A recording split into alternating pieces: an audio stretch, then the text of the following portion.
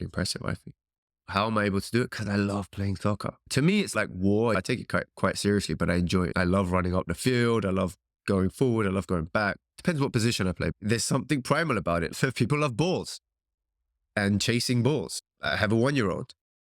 He loves chasing things that move. It's part of our primal hunt mechanism, which goes super deep into our nervous system. You can't trick that. You can't override that. You can't just run on a treadmill for 7 miles. That's not the primal way. We need some type of external stimulus, and our dopamine system kicks in and we're able to go harder. Likewise, kickboxing, if a bag is moving, if someone's holding the pads, or if you're sparring, you're going to work a lot harder, burn a lot more calories. You're going to exercise harder. You're going to push yourself with more intensity. You're going to stimulate your muscle fibers more. You're going to stimulate your heart more. You're going to stimulate your lungs more. That is how we are built, right? It's a form of play.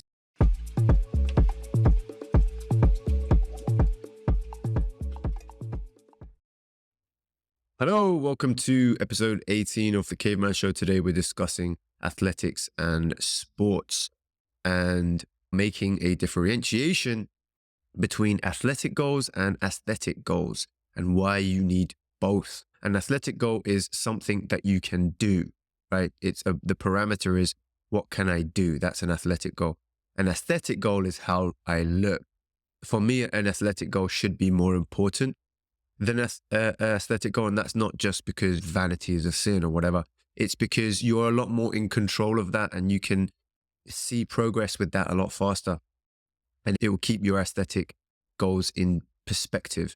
If you define your training success based on an aesthetic goal, you are setting yourself up for psychological traps. Even things like body dysmorphia or anorexia, which on a low level happens to a lot of people in fitness. It's going to sabotage your long-term progress. You should never sacrifice your performance for your looks. Prioritize performance. That's the take home from today. Prioritize your performance. It's also a lot quicker to see performance gains. You can see a performance gain in one session by the end of one training session. Your aesthetic gains, your looks gains will take a lot longer, and you may get burned out or lose interest in your fitness if you are only prioritizing your aesthetics. It just feels better to be able to do stuff than how you look. Like, you are in your body, experiencing your body 24 hours a day. You don't necessarily see your body 24 hours a day unless you have a mirror or you're constantly looking down and checking yourself out. You're going to have a lot more motivation to keep training if you have at least as much importance on your athletics as your aesthetics. Human beings are athletes.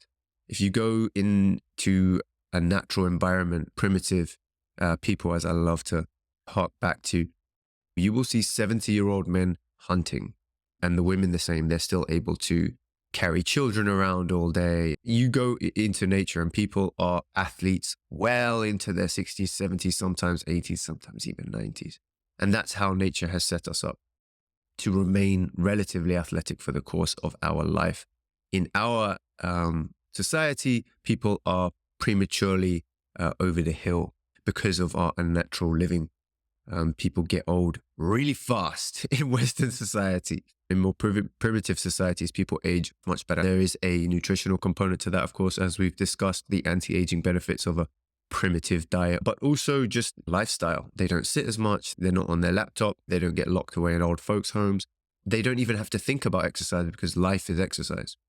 Really crucial to keep yourself young, keep yourself limber, and so on, to keep that exercise going. Making sure you have an athletic goal is super crucial. So if we bite on that, then we can move forward and find out not just why it's important, but some of the mechanics behind it.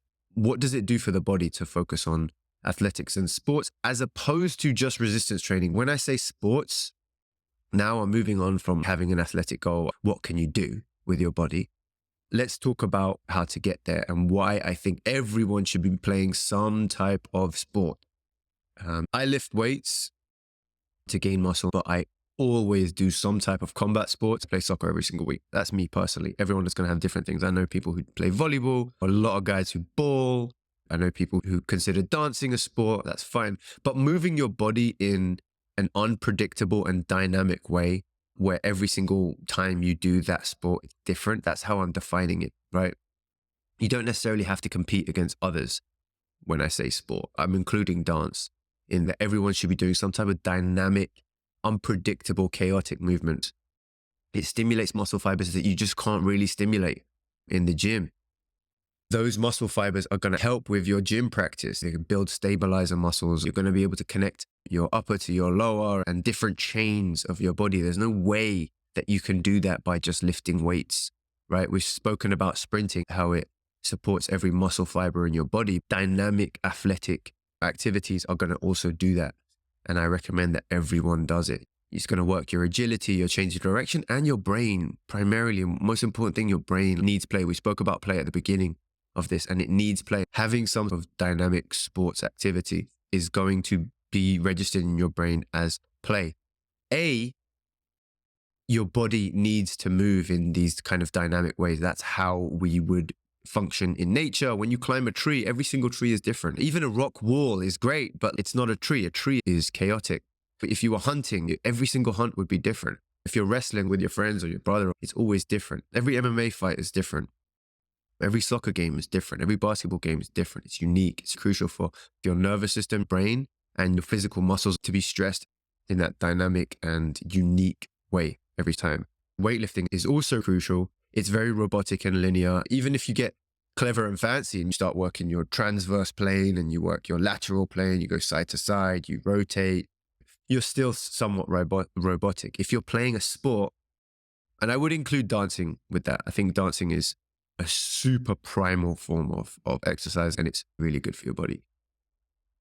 If you are able to keep that up weekly, you're going to see huge health benefits and a benefit to your body. That's why athletes can gain a lot of muscle really fast. You're going to see a lot of benefits for your aesthetic goal, your gym practice, your muscle gain, your fat burning. But will have this tremendous carryover around different spheres of your life. It's super crucial that you do that. My favorite one is combat, soccer and combat.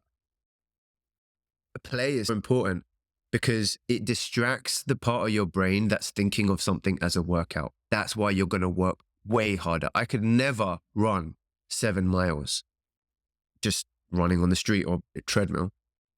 Oh man, running on treadmills. Get mentally bored and then my body would get bored. Maybe I could run a marathon physically, but could I do it mentally? We can talk about marathons in the next one. I can do 7 miles in a soccer game in an hour and a half, which is Premier League level. Actually, I had to build up to that. I only was able to do that recently.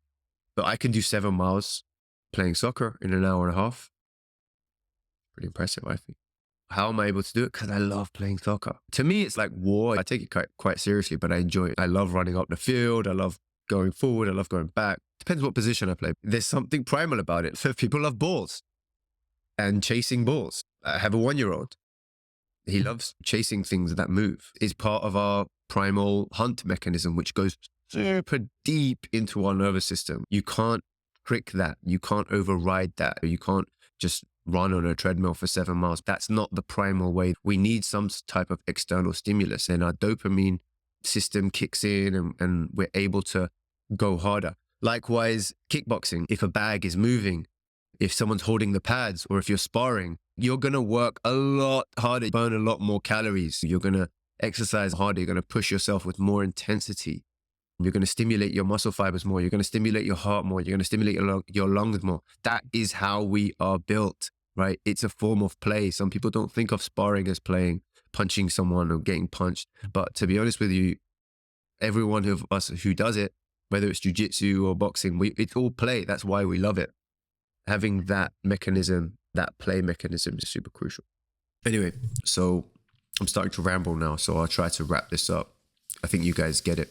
Play, athletics, sports, I'm bundling that all into one category. I think you need to have that in your life for your training. It will help your aesthetic goals. It will help your muscle gain. It will help your sports. So pretty crucial you have that in some form.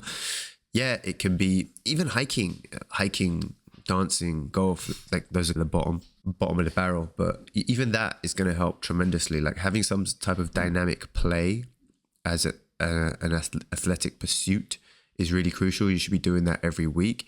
And then on top of that, if you do have an aesthetic goal, meaning you do want to burn fat, build muscle, grow your glutes, grow your legs, grow your chest, lose 20 pounds, lose 50 pounds, even within that framework, you should have, what can I do? Even a strength goal or whatever it is, you should have athletic pursuits too. One of the biggest mistakes I see people make is that they only focus on their aesthetics and not their athletics. What can my body do?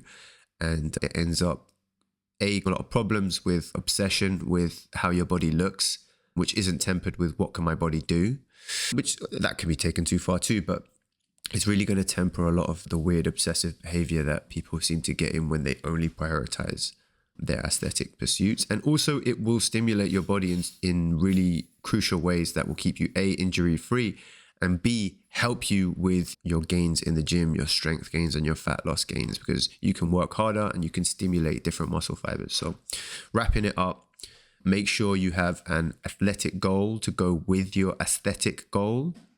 And then on top of that, get some type of dynamic movement, some type of dynamic sport, some type of dynamic athletic activity into your workout regimen, preferably every week, whether that's something intense like MMA or basketball or soccer, or something less intense like hiking or golf or dance. Just move your body in unpredictable ways. It's super crucial, super healthy, and it will keep you sharp and on top of your game. So let me know what you think.